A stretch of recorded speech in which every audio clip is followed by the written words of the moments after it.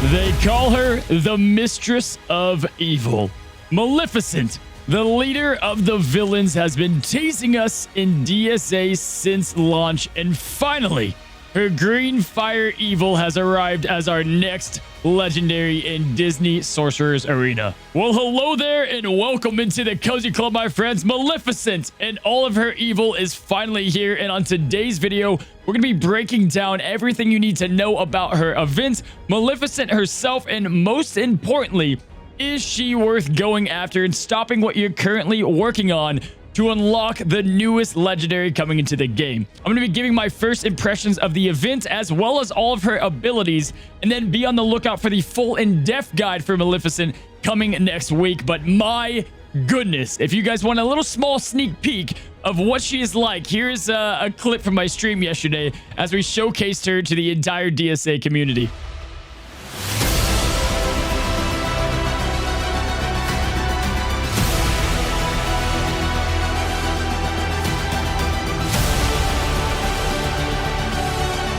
You saw that right. 110,000 AoE, and how about that cinematic with Triton in all of his glory and the dragon summoning up from Maleficent herself. Really cool stuff to see within this game. Something we've been waiting for such a long time. Again, we're going to dive into all of that, but before we get to today's video, Cozy Club, I've got a lot to say about Maleficent and her event and how she works. But we've got the question of the day, and I want you guys to comment down below. It's October. Maleficent just came out. What is your favorite Disney villain? Not in DSA, but what is your favorite Disney villain in general? So go ahead and comment down below your favorite villain. I've probably got to go with either Hades or Davy Jones. Both of those are so sick. Scar also has a place in my heart. He's always been up there in my favorite Disney villains. I know today's comments are going to be probably more on the negative side, as they typically are with legendary events, but want to see your favorite Disney villains, and let's jump into today's video of our first impressions on Maleficent.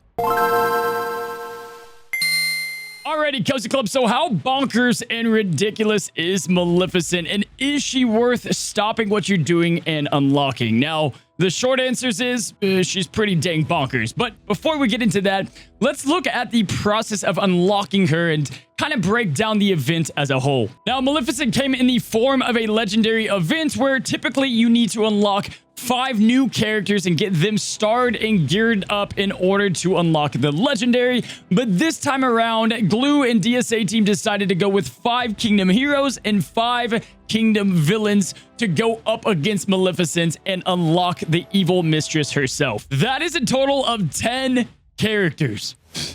What? Yes, 10.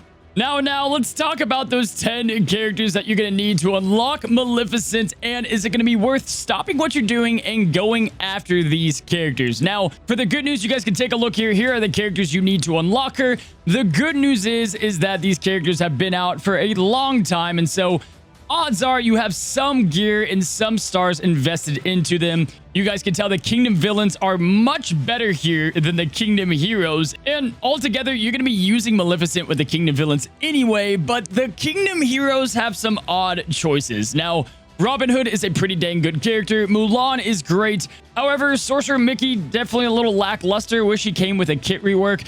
Obviously, Kronk and Miss Potts, nobody has. If you're going to be going after Beast, Miss Potts, most people do have her at least up to T6. So that is the good news, and if you are a big fan of Kingdom, you should have a good chunk of the villains. However, I'll say this. I don't have a problem with the character farming and having another project for such a great character like Maleficent, and honestly, I prefer that there's not 5 new characters where 4 aren't great and 1 is okay, and then you get the legendary character like most of them, like Beast out there. However, probably the biggest problem I have is if you look at the Kingdom heroes, there's not a lot of great choices to begin with. And I wish that it was clearly not like Miss Potts, for example. There's just no need for her to be here. It just takes so much investment. So at the end of the day, I was hoping maybe Belle, Jasmine, Genie, at least some characters you can get viability out of. Nobody, and I truly mean nobody, will be using Kronk or Miss Potts, and there's really no way to even fit them into some team comps. So it's still some wasted characters in order to unlock the legendary. However, at least you're not getting brand new gear at brand new characters, but altogether, not a fan of some of the character choices. But again, this is a farming game. Have this as a side project as you're working on other characters, and have these characters as a side project, and then you'll be rewarded with Maleficent as an altogether crazy legendary character who at the moment is more of a luxury character. But let's talk about the good news here. As you guys know, you could previously unlock Maleficent shards through achievements within the game, and so a lot of people out there have 70 plus Maleficent shards to begin with.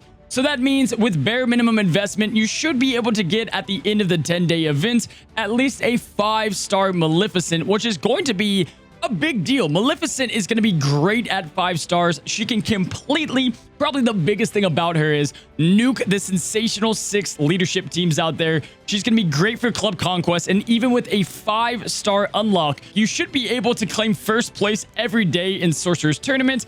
And Club Conquest is going to be a heck of a lot easier now that Sensational 6 isn't going to be such a pain in the butt. So you should get more gems overall, even getting a 5-star Maleficent. A lot like Ralph, she's going to be really great at 5-star as she's kind of a support mixed in with a powerful offensive character. And as you guys know, offense characters need gear and stars, and supports only need the gear. So she's kind of a mix between the two. Now, that does mean as far as the raids go, you won't be able to use her, but I will definitely say she's more of a luxury character in the Siege on Olympus raids. And you don't need to be using her within that raid. We have plenty of great teams. In fact, if she didn't come out today, the raid team guide was coming out, but that will be on Monday. But plenty of good raid teams out there. She's solely a huge PvP character, which, if you look at it now, there's no game modes dedicated to big-time PvP rewards. And so definitely, it's not a big deal putting her on this side farming project list. So should you stop what you're doing, which is most likely farming Sorcerer's Chosen, and go straight after her? I would say, honestly, no. She's going to be bonkers amazing, don't get me wrong. But unless you're a huge Maleficent fan, it's going to net you and your club way more resources if you still concentrate and stay on target with going after the Sorcerer's Chosen and helping out your club overall. You're going to get more gold, gear, and raid clears this way, and by the time she comes back around, you should get it. Now, if I was going to offer the DSA team any advice, I would say I wish that Maleficent's event was always around, like something that if you finally dedicated enough time and characters to, you could go unlock her, because after all, the whole event's kind of paying homage to the whole DSA starter cast for the most part. That's my one complaint there for sure. And then obviously some of the character selections, but I get it. I truly do. You love Maleficent and you want her so bad, but go ahead and get the 5-star Maleficent and then kind of work your way towards that. That's gonna be the much better way for you as a free-to-play player or even a light spender, and you're still gonna get a great character at 5-star, and then finally you'll get her at 7-star, and you know, at least she's not locked like Ursula behind a big time mechanic, and it'll take 1 or 2 events to get the full maxed out Maleficent.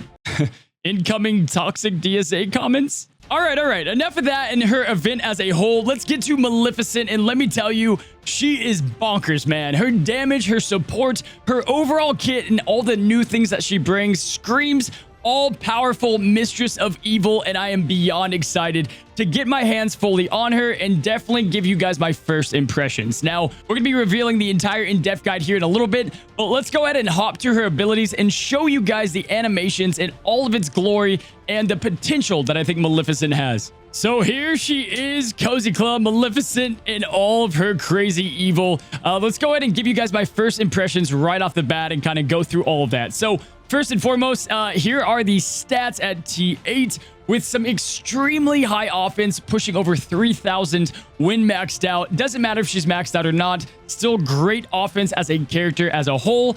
Defense is off the charts at 930 defense.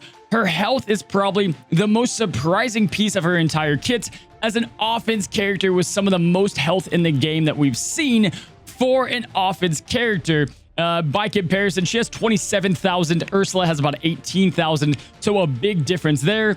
Great critical chance, great potency, great speed, and great tenacity. All this combines to an insanely powerful legendary with amazing stats and a great villain who is going to dominate in PvP and provide some pretty great raid runs as well. Now, right off the bat, I'm going to say my favorite thing about Maleficent is her kit. It's very complex, and it's not something like Hercules where it's like, hey, instantly win the game. Maleficent is going to take a lot of testing and a lot of figuring out to find out truly the best parts of her and the best teammates to go along with her. It's not as obvious as you might think, and there's a bunch of different teams that you can try out, and we're going to try out to find the absolute best fit for Maleficent. Now, you might have noticed Maleficent by far has the most abilities in the game. It's like a freaking catalog over here of just great abilities, one after another, with some extremely long cooldowns and an interesting way the entire kit works. Now, to put it as a sum and kind of wrap up a TLDR on her,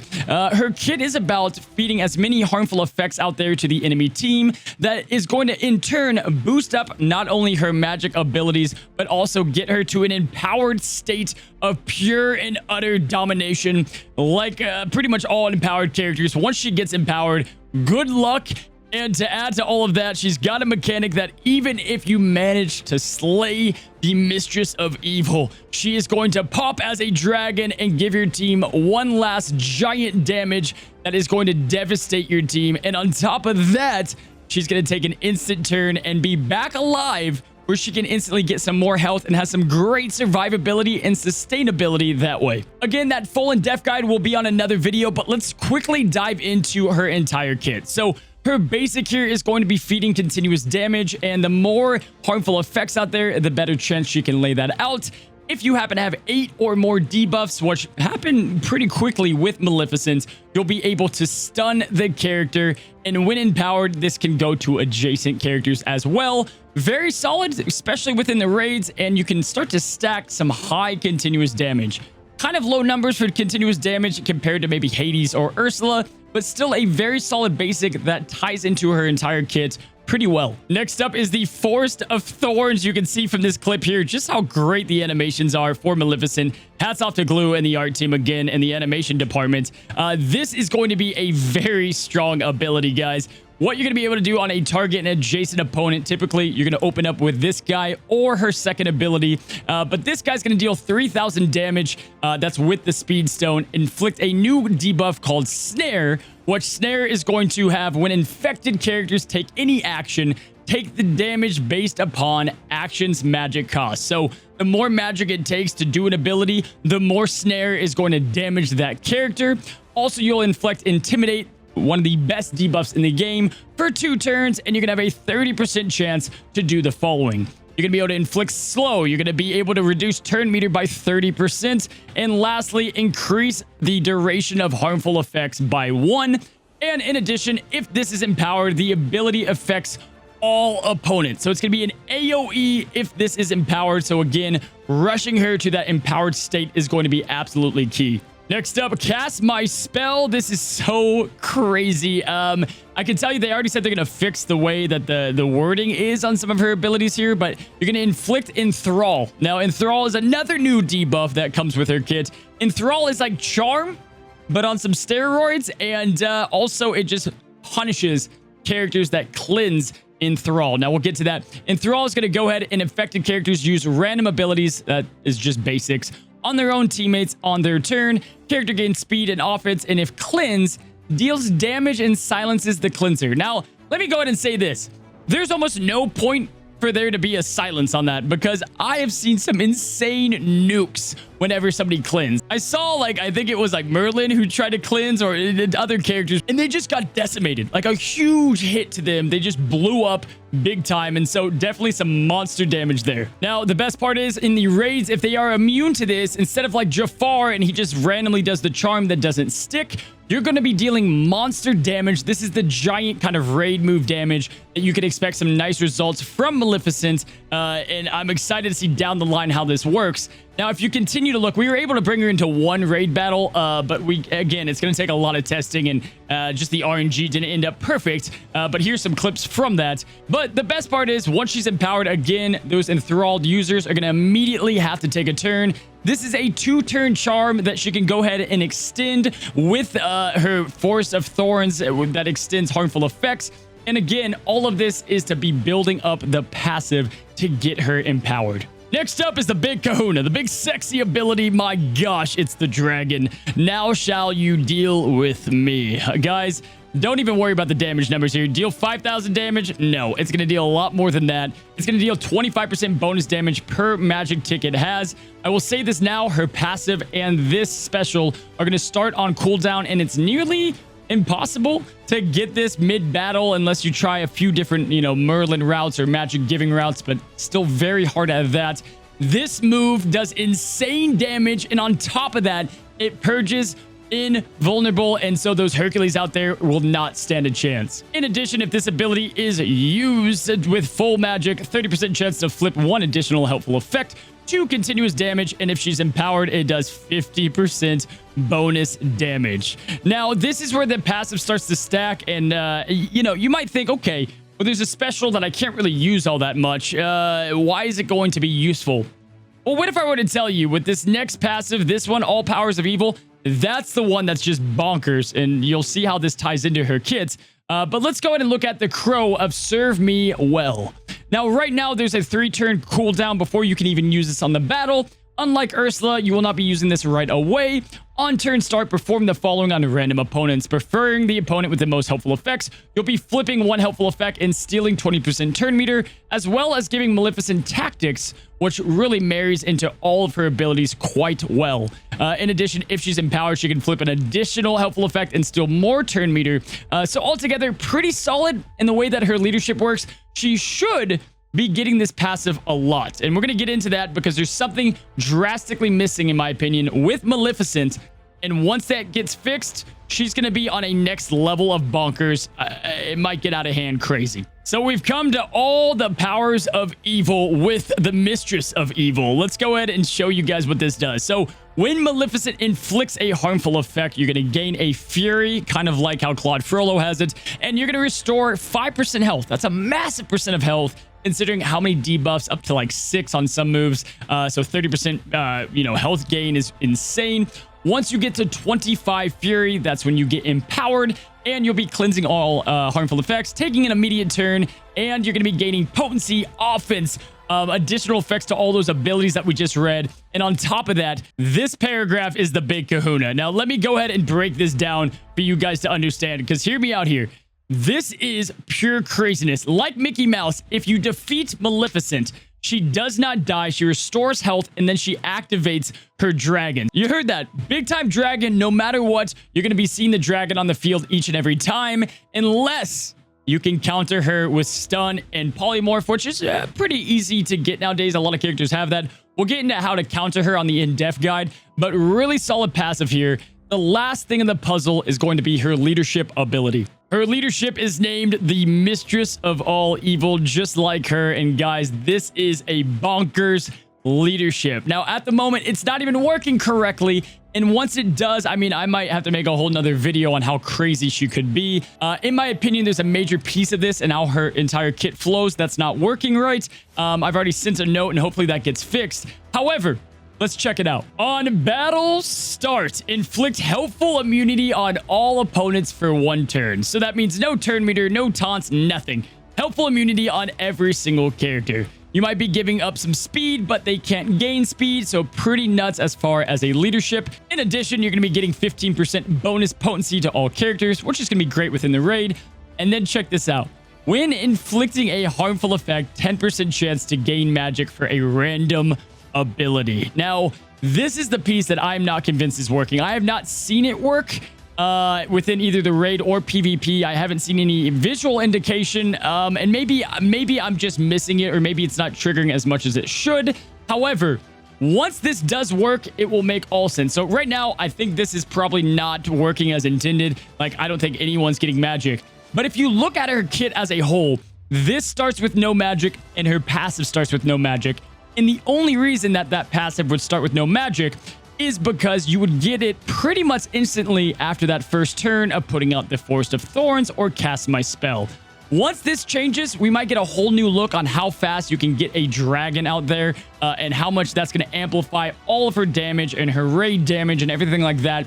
That's going to be a massive fix, and I expect that probably to come within a few days because she just released, and that's very vital to the kit. But overall, a leadership ability, not for villains, not for heroes, for everybody involved. Really, really great stuff there. And in addition to that, she fits into so many teams as a plug-and-play character. Maleficent can be a leader and have devastating damage. She can be put under Shan Yu and be extremely fast with quick harmful effects and a nice charm. She can be put under a Ursula lead for devastating damage. so many different places to place Maleficent, and that's why I'm chomping at the bit to test her even more. After all, we had a 4-hour launch stream. If you guys haven't already, we've got great communities. We've got a Twitch community that I always unveil and show the best tunes right when they come out. To see if they're worth investing in for yourself, you can check out in the description below and join all the craziness and fun. Also, we have a Discord community as well that's just popping, and it's a great time in there. You can find that in the description. But anyway, I think Maleficent as a whole, they really did her justice, man. Between her abilities, between the damage, the animations, the whole thing is pretty sweet. Now, I would put her as a side project. I will update you guys in the next few days if you should stop everything and we find something crazy about her. But odds are Namari is going to be the biggest, hurdle to get past there. Amazing character that they're kind of forcing you to get, but it's amazing that you get Namari out of this.